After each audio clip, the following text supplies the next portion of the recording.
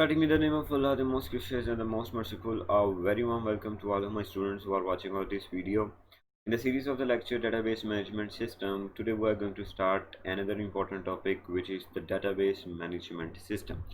So in the last videos we have gone through कि traditional file based approach क्या है और database approach क्या है। तो आज की इस वीडियो में हम डेटाबेस अप्रोच को मज़ीद डिटेल में हाईलाइट करेंगे और देखेंगे कि how this approach is much more effective and much more better than the traditional file system.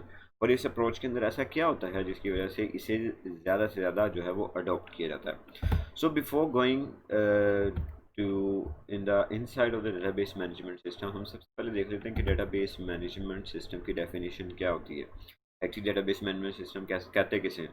तो database management system near to us एक ऐसा सॉफ्टवेयर है जो कि यूज़र को ये फैसिलिटी देता है कि वो अपने लिहाज से डेटाबेस को कंट्रोल कर सके, उसको क्रिएट कर सके, उसको मेंटेन कर सके, अपने लिहाज से उसको क्या कर सके, एक्सेस कर सके। देखिए, यूज़र को जब हमने ये सारी फंक्शनैलिटी प्रोवाइड करनी है तो we also have to keep in mind कि यूज़र को हमने कॉम्प्लेक्सिटी में नहीं डालना।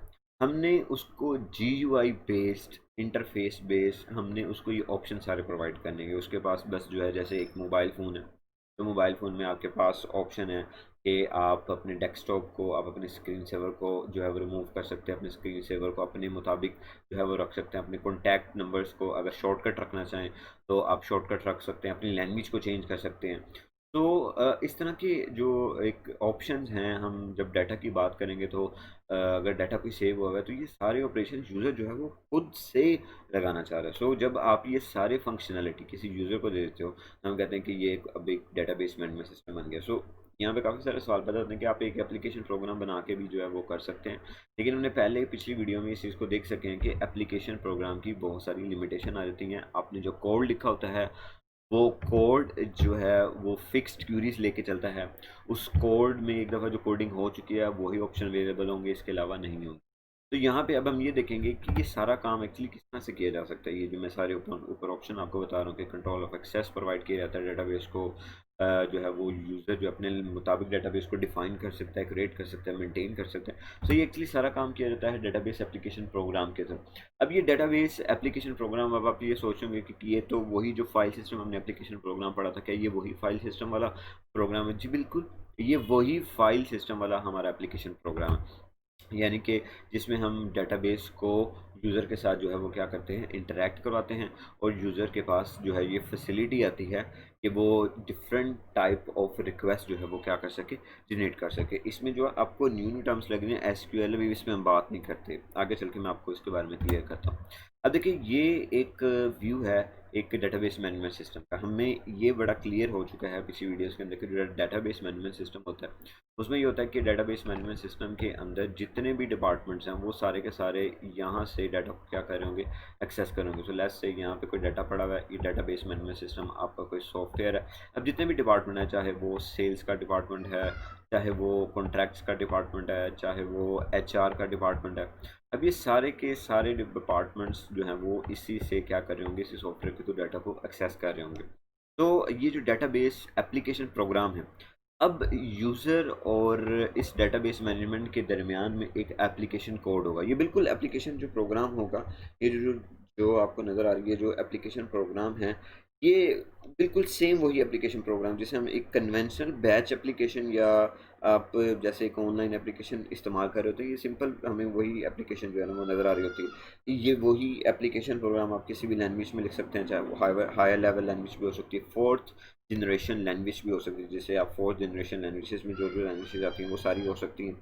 तो इस डायग्राम में क्या आ रहा है, ये डायग्राम हमें ये शो कर रही है कि सेल और जो कॉन्ट्रैक्ट डिपार्टमेंट है, ये एप्लीकेशन प्रोग्राम की मदद से डेटाबेस को क्या कर रहे हैं, एक्सेस कर रहे हैं। डेटाबेस मैनेजमेंट सिस्टम के ज़रिए, डेटाबेस मैनेजमेंट के ज़रिए डेटाबेस को क्या करें, एक्सेस करें। अब जो ये डिपार्टमेंटल एप्लीकेशन प्रोग्राम है, देखिए ये अलग डिपार्टमेंट के एप्लीकेशन प्रोग्राम है, ये अलग डिपार्टमेंट के एप्लीकेशन प्रोग्राम है। ये एप्लीकेशन वही काम करी जो एक ट्रेडिशनल फाइल सिस्टम कर रहा है। ट्रेडिशनल फाइल सिस्टम में क्या होता है, एप्लीकेशन प्रोग्राम ही जो क्या कर रही होती थी, डाटा एंट्री कर रही होती थी, डाटा मेंटेनेंस कर रही होती थी, जनरेशन ऑफ रिपोर्ट कर रही होती थी, वो सारे काम कर रही होगी। तो यहाँ पे एक बड़ा इंपॉर्टेंट क्वेश्चन आता है कि सर, अगर एप्लीकेशन प्रोग्राम सारा ये काम कर रहा है तो फिर डेटाबेस में और उस एप्लीकेशन ट्रेडिशनल फाइल सिस्टम में फ़र्क क्या रह गया? देखिए यहाँ पे फ़र्क है, यहाँ पे फ़र्क है। It is oppose to the file based approach. ठीक है, ये बिल्कुल फाइल बेस्ड अप्रोच को अपोज करी। कैसे करी? द फिजिकल स्ट्रक्चर और स्टोरेज ऑफ आवर डाटा। अब ये सारी चीज़ें सिर्फ ये अकेला आई एम सॉरी, ये सारी चीज़ें देखिए, फिजिकल स्ट्रक्चर पहली चीज़ है हमारे पास, फिजिकल स्ट्रक्चर, और दूसरी चीज़ है हमारे पास स्टोरेज, जो डाटा आपका स्टोर है। अब ये सारी चीज़ें सिर्फ ये अकेला एप्लीकेशन प्रोग्राम नहीं कर रहा, बल्कि ये सॉफ्टवेयर डेटाबेस मैनेजमेंट सिस्टम यहाँ पे कर रहा है। So this is a difference database approach में और ट्रेडिशनल फाइल सिस्टम अप्रोच में। हमने traditional file system traditional file base approach में जिस तरह से कन्वेंशनल कोडिंग हमने यूज़ की थी, ताकि हम यूज़र को जो है वो एक इंटरफेस प्रोवाइड कर सकें और वो उस कोडिंग के थ्रू जो है वो उसको चीज़ों को एक्सेस कर सके। सो हमने यहाँ पे भी वही कोड इस्तेमाल किया, लेकिन अब वो कोड जो है वो सारा कुछ हैंडल नहीं कर रहा, बल्कि हमारे पास एक एडिशनल सॉफ्टवेयर है डेटाबेस मैनेजमेंट सिस्टम के नाम से, जो कि इन सारी चीज़ों को क्या कर रहा है, हैंडल कर रहा है। फिजिकल स्टोरेज को देख रहा है, फिजिकल स्ट्रक्चर को देख रहा है, और इन सारी चीज़ों को जो है वो लेके चले। अब इसमें और बहुत सारी चीज़ें इसमें जो हैं वो इन्वॉल्व हैं। जैसे कि इसमें अगर आप ये देखें, मैं आगे चल के इसमें आपके साथ जिक्र करता हूँ कि इस डेटाबेस मैनेजमेंट सिस्टम में और ट्रेडिशनल फाइल सिस्टम में मज़ीद क्या क्या चीज़ें इन्वॉल्व हैं। ठीक है जी। तो जो इसमें मज़ीद चीज़ें इन्वॉल्व हैं वो मैं यहाँ पे डिस्कस करता हूँ। देखिए, डेटाबेस मैनेजमेंट सिस्टम आपको अपने ट्रेडिशनल, देखिए यहाँ पे आपने ट्रेडिशनल फाइल सिस्टम तो यूज़ कर लिया, यानी कि ट्रेडिशनल फाइल सिस्टम की जो अप्रोच थी, एप्लीकेशन प्रोग्राम था, वो आपने यूज़ कर लिया। लेकिन ये जो डेटाबेस मैनेजमेंट सिस्टम है ना, ये आपको बहुत सारी चीज़ें प्रोवाइड कर रहा है। देखिए, सबसे पहले ये प्रोवाइड कर रहा है data definition language, DDL provide कर रहा है, यानी कि यूज़र को एक ऐसी लैंग्वेज सिखा रहा है जिसकी मदद से वो अपने डाटाबेस को क्रिएट कर सकता है, अपने डाटाबेस को डिफाइन कर सकता है।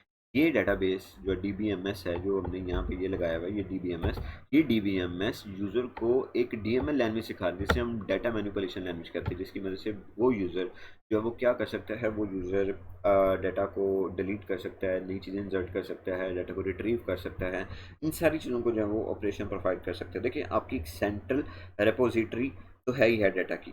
ठीक है, अपनी सारी सेंट्रल रेपोजिटरी तो प्रोवाइड की हुई है, लेकिन ये जो डीएमएल है आपकी, ये जो डीएमएल है, ये डीएमएल आपकी जो है ना वो जनरल इंक्वायरी की फैसिलिटी प्रोवाइड कर रही है। जैसे हम अब ये जो आपने पीछे देखा होगा ना कि डेटाबेस एप्लीकेशन जो है वो एसक्यूएल प्रोवाइड करती है। ये जो डाटा मैं कर रहा हूँ ना कि डाटा मैनिपुलेशन यानी जो जनरल इंक्वायरी के लिए इस्तेमाल हो रही है। जनरल इंक्वायरी ये आपकी डाटा रिट्रीवल को कहते हैं। तो जनरल इंक्वायरी से जो हम ये डीएमएल की लैंग्वेज इस्तेमाल करते हैं, इसे हम क्यूरी लैंग्वेज भी कहते हैं। ये क्यूरी लैंग्वेज जो है ना, आपको अगर याद हो तो ट्रेडिशनल फाइल सिस्टम में मैंने एक प्रॉब्लम आपको बताई थी कि ट्रेडिशनल फाइल सिस्टम के अंदर जो कोडिंग की जाती है उसमें क्यूरी जो है वो फिक्स्ड होती है।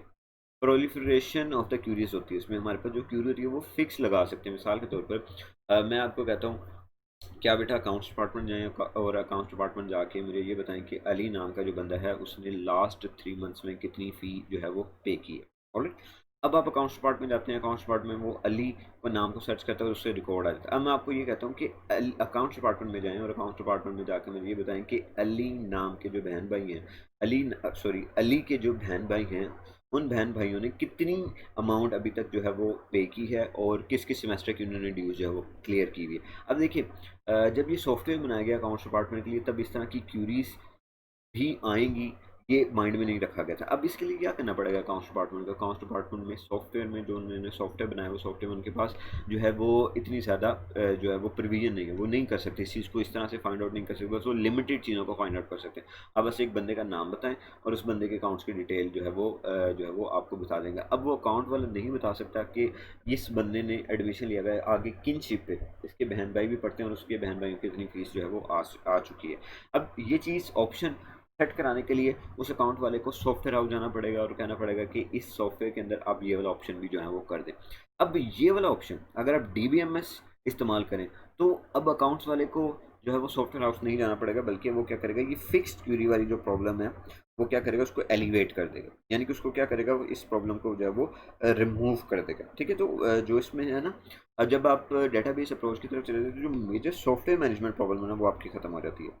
तो इसमें जो मैं आपको बता रहा हूँ ना कि वो अली नाम के बंदे को सर्च करेगा और उससे रेलिवेंट देख लेगा कि इसके कितने बहन भाई यहाँ पे पढ़ते हैं और कितने की कितनी ड्यूज़ आ गई और किन शिप पे एडमिशन लिया या कब पास आउट हुए। तो ये सारी चीज़ें करने के लिए आपको जो है ना SQL लैंग्वेज इस्तेमाल करना पड़ती है, जैसे हम कहते हैं स्ट्रक्चर्ड क्यूरी लैंग्वेज, हम इसे कहते हैं। ठीक है, ये आगे चल के हम इसको जो है वो मज़ीद अच्छी तरह से भी देखें। इसके अलावा database management system DDL DML के अलावा, अब ये जो डाटा डेफिनेशन है, मैं इसके बारे में एक और एग्जांपल दे देता हूँ। तो कि डाटा डेफिनेशन से मुराद ये है कि अगर आप अपने लिहाज से जो है वो डाटा को लुक देना चाहते हो, आप चाहते हैं कि ये जो है ना डाटा इतनी अगर आपके पास मिसाल के तौर पर अकाउंट्स वाला है तो अकाउंट्स वाले के पास एक्सेल की एक शीट बनी हुई है और उसमें रोज़ और कॉलम की शक्ल में डाटा है, तो वो ये चाहता है कि इसमें से खास किस्म की रोज़ रिमूव हो जाए, खास किस्म के कॉलम रिमूव हो जाए, तो वो फिर DDL की मदद से भी कर सकता है या DML की मदद से भी कर सकता है। इसके अलावा जो डाटाबेस अप्रोच में आपको सबसे बड़ा फ़ायदा होता है वो क्या होता है, ये आपको कंट्रोल एक्सेस, डाटाबेस को जो है वो एक कंट्रोल एक्सेस प्रोवाइड करता है। अभी कंट्रोल एक्सेस में क्या क्या ऑप्शन होते हैं,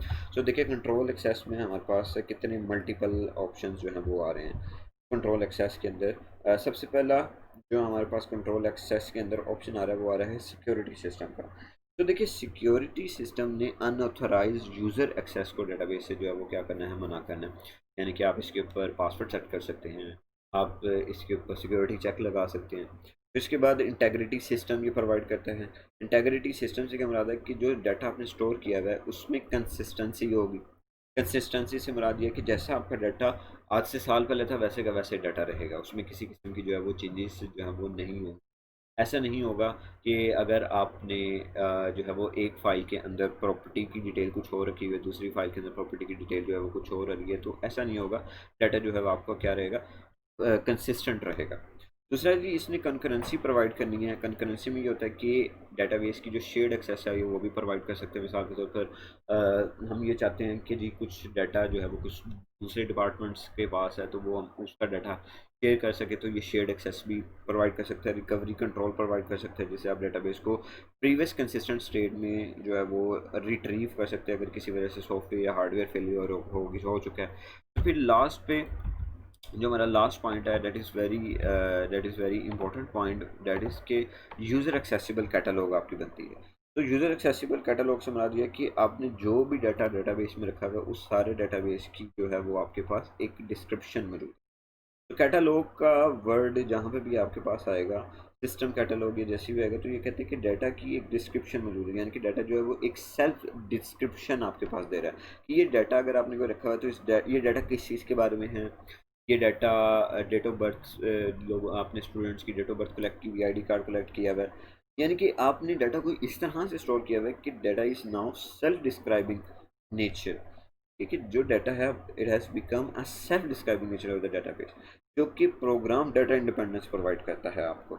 alright, so thank you so much for watching our this video. If you like this content give thumbs up. If you have any question आप कमेंट बॉक्स में क्वेश्चन करके अपनी क्यूरी को सॉल्व करवा सकते हैं। Thank you so much.